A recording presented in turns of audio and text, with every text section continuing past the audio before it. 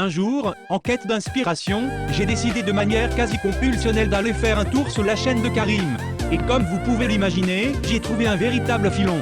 Certes, il n'aborde jamais les versets coraniques et les hadiths sahihes vraiment problématiques, mais il tente tout de même de sauver les meubles sur pas mal de sujets.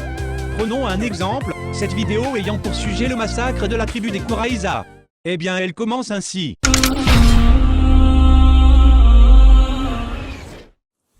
Vous voulez attaquer le prophète Mohammed?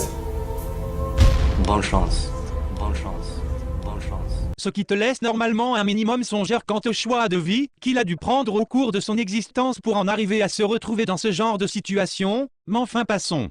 Plus loin dans cette même vidéo, tu t'aperçois assez vite fait que parler d'un cas d'annihilation de groupes entiers pour motifs religieux, le tout commandé par Mahomet lui-même, qui est sans conteste le modèle ultime promu par l'islam, ne lui fait ni chaud ni froid. De plus, si le prophète de l'islam avait fait massacrer même 3 milliards de personnes et que c'est véridique, on l'accepterait. Et oui, Mahomet a en effet été sans pitié lors de cet événement et nombre d'autres au cours de sa vie. Mais il ne va pas pour autant remettre en question son allégeance et cesser de le considérer comme modèle. Non pas que notre ami Romain Karim serait fondamentalement mauvais ou quoi que ce soit, mais parce que l'islam lui-même s'assure qu'aucun retour en arrière ne soit possible. À moins de se ranger automatiquement dans l'entité islamique de la mécréance, qui est sans relâche menacée dans les textes théologiques les plus fiables et les plus reconnus du culte musulman. Karim nous fait d'ailleurs l'honneur d'aborder le sujet de la mécréance, kafir, lors de cette petite vidéo. Regardons un peu. À première vue, il s'agit d'une vidéo à caractère théologique. La loupe nous laisse entrevoir la possibilité d'une analyse de texte, ou au moins quelques références par-ci par-là, ce qui semblerait être le minimum venant de la part de quelqu'un dont la théologie est censée être le métier. Mais ça c'est sans compter sur Romain, puisqu'en effet sa vidéo pourrait tout à fait se résumer ainsi. Ce mot n'a rien de péjoratif. Les dictionnaires nous donnent la définition. C'est quelqu'un qui n'a soit pas de religion, soit qui n'a pas la foi. Donc, comme une personne n'a pas la foi, on la qualifie de mécréante, selon son état. Vu la profondeur et la complexité de son argumentaire basé sur une définition du dictionnaire français, je me dois de vous proposer un examen de ce bijou de Takia en forme de vidéo, quitte à ce que ce soit un peu long, et dévoiler le fiasco total qui se déroule devant nos yeux lorsqu'on prend un minimum le temps de se pencher sur les sources islamiques. Le terme mécréant est-il péjoratif, oui ou non? Vrai ou faux? C'est la question que nous allons voir aujourd'hui. Bienvenue à tous, Karim El Hanifi du Centre de recherche en religion comparée. Beaucoup de personnes qui subissent un qualificatif de mécréance se sentent persécutées, rabaissées, insultées parce qu'on leur a dit qu'ils sont des mécréants. Mais ce qui est étrange, c'est qu'en fait, ce mot n'a rien de péjoratif. Désolé d'avoir à stopper ton délire tout de suite, mais dans la langue française, le mot mécréant contient dans sa propre étymologie le préfixe péjoratif mais, que l'on retrouve aussi dans mégarde ou méprise par exemple. Ce qui conviendrait peut-être pour décrire la démarche intellectuelle du garçon, mais enfin passons. Donc non, Karim, désolé, je t'aime bien, mais là t'as voulu économiser du temps ou je sais pas quoi, alors la prochaine fois, essaye au moins de faire quelques petites recherches avant de te filmer, merci. Ça n'a rien de négatif en soi. C'est un qualificatif vis-à-vis d'un état donné. Une personne, lorsqu'elle est mécréante, les dictionnaires nous donnent la définition. C'est quelqu'un qui n'a soit pas de religion, soit qui n'a pas la foi. Donc, comme une personne n'a pas la foi, on la qualifie de mécréante, selon son état. Ah, je comprends, ça y est. Romain Karim veut ici en fait nous parler de la perspective musulmane de la mécréance. Peut-être bien que le koufar est quant à lui mélioratif en arabe. Qui sait? Selon ce qu'elle est. Donc le fait par exemple qu'un musulman vienne dire à un athée « tu es un mécréant », ben, il n'y a aucun problème, c'est le mot en français utilisé pour définir une telle personne. Pour être franc avec toi mon Karimounet, moi qui suis plutôt calé en théologie musulmane, je prendrais ça pour une menace de mort si ceci provient d'un individu visiblement très pratiquant. C'est pas que j'ai envie de m'offusquer pour rien, c'est juste qu'Allah et Mahomet sont extrêmement clairs à ce sujet, que j'en suis pleinement conscient et que j'ai bien peur que ce soit aussi le cas de mon interlocuteur. Après, je comprends qu'il faille bien qu'il existe un terme pour décrire tout ce qui n'est pas islamique, mais que tu le veuilles ou non, kafir est associé à peu près tous les qualificatifs péjoratifs possibles et imaginables au sein du corpus islamique. C'est pas ma faute si Allah et Mahomet ne font pas de chichi à ce sujet. Les références ne manquent pas, elles sont omniprésentes et tu les récites d'ailleurs probablement lors de tes prières. Alors si tu peux faire l'effort d'attraper un livre sunnite quelconque derrière toi et enfin t'appuyer sur du matériel solide, ce serait sympa de ta part, monsieur le chercheur en religion. Si par exemple un chrétien qui se dit croire en Dieu, eh bien, va refuser le prophète de l'islam, selon nous, eh bien, c'est un mécréant, parce qu'il a mécru en un vrai prophète. Voilà, c'est pourtant clair. Ne pas croire en Mahomet ou en rejeter les enseignements, comme le demi-héritage des femmes par exemple te met de facto dans la case mécréant. Case qui te condamne d'ailleurs à la soumission ou la mort puis au feu de l'enfer quoi qu'il arrive. Alors continuons à remercier Karim, car on entre là dans la meilleure partie de sa vidéo. Celle où il va nous expliquer une à une un peu toutes les façons possibles d'être un koufar en islam. Et si c'est un vrai prophète de Dieu, à ce moment-là, il est tombé dans la mécréance. Et donc, dans son état à l'instant T, par son rejet du cœur, par exemple, eh bien, il est mécréant. Donc, ce n'est pas une insulte, ce terme-là. C'est juste un qualificatif sur un état donné. On peut être mécréant pour plusieurs choses. On peut devenir mécréant par une croyance du cœur, par une parole de la langue, ou par un acte des membres. Toutes ces choses-là peuvent nous faire rentrer dans la mécréance, par exemple, entre autres. Et inversement, ce qui nous donne la foi, c'est une croyance du cœur, c'est un acte des membres, et c'est une parole de la langue. Toutes ces choses-là, on a par exemple même un récit qui résume toute la chose en fait sur cet aspect de la foi. C'est le prophète de l'islam, que la paix et la bénédiction de Dieu soient sur lui, qui a qualifié en fait la foi comme ayant plusieurs degrés, et que le plus haut c'est une parole via une croyance du cœur, à savoir de dire qu'il n'y a qu'un seul Dieu, donc de le reconnaître en tant que tel et de croire en lui, et que le plus bas degré de la foi c'est de déblayer un objet ou un obstacle du chemin, donc c'est un acte des membres. Déjà vous ne trouvez pas ça louche qu'aucune référence ne soit donnée lors de la seule et unique citation de toute sa vidéo? C'est en fait tout à fait normal quand tu connais le personnage. Puisque la seule source qui entre dans le cadre d'une telle prise de parole de la part de Mahomet dit le strict inverse. Et ce passage se retrouve entre autres dans le livre 12 de Riyad as-Salihine, hadith numéro 1289, ainsi que dans les recueils Sahih Muslim et Al-Bukhari sous d'autres références. Nous lisons: un homme, venu voir le messager d'Allah, lui pose alors la question suivante. Mais qui est le meilleur parmi les hommes? Mahomet indique alors sans hésitation que celui-ci est un individu qui se bat avec ses biens et sa vie dans le chemin d'Allah. L'inconnu demande alors: et qui après celui-ci? Mahomet affirme alors qu'ensuite vient l'homme qui vit à l'écart du monde dans l'adoration et la piété. Les choses sont claires, d'abord il y a celui qui performe le djihad, celui qui fait un acte des membres. Et c'est seulement ensuite que vient celui qui entre guillemets agit du cœur et de la parole. Contrairement à ce que nous explique Romain, Mahomet et Allah lui-même ont mis les choses au clair dès le début. Et pour ça il suffit de lire. Regarde. Les meilleures places à ses côtés sont réservées aux martyrs du djihad. Le djihad est littéralement sponsorisé par Allah et ne peut être déclaré que dans le cadre d'une lutte contre des mécréants. Il ne connaît d'ailleurs pas de limite spatiale.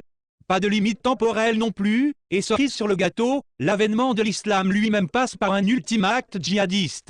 En effet, l'apocalypse n'arrivera tout simplement pas avant que le dernier des juifs encore vivants de la planète ne se soit fait assassiner à cause des arbres et des rochers qui leur ont balancé aux esclaves d'Allah. Mais que c'est joyeux tout ça! Rappelons que les juifs aussi entrent dans la grande et joyeuse catégorie d'un peu plus des 3/4 de la population mondiale dénommée mécréants par nos amis musulmans. Désolé, je m'énerve un peu, mais sérieux, je crois qu'on a atteint un niveau stratosphérique de taquilla ici-bas.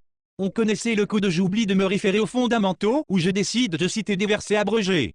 On connaissait aussi le coup de je te mens carrément en inventant des hadiths ou en prétendant que la traduction est fausse, mais là on a le top du top, j'ai jamais vu ça.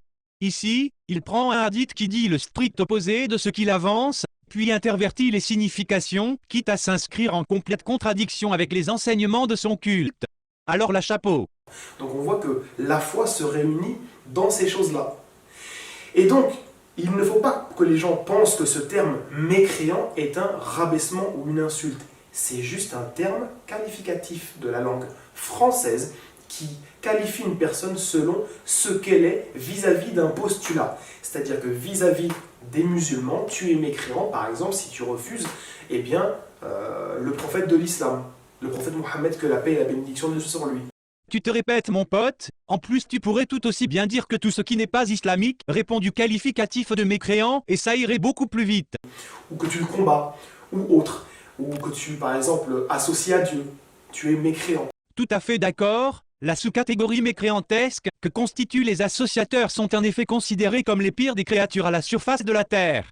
Alors bon, si c'est pas péjoratif ça, je vois pas ce que ça peut être. Enfin si on est carrément dans un cas de déshumanisation, mais à part ça rien de traumatisant. Pour Romain en tout cas. Et plein d'autres choses comme ça. Traduction, les motifs de votre possible condamnation à mort sont innombrables. Par contre, aussi tu peux être mécréant directement dans l'islam. Un musulman devient un mécréant, donc c'est le qualificatif qui lui retombe dessus.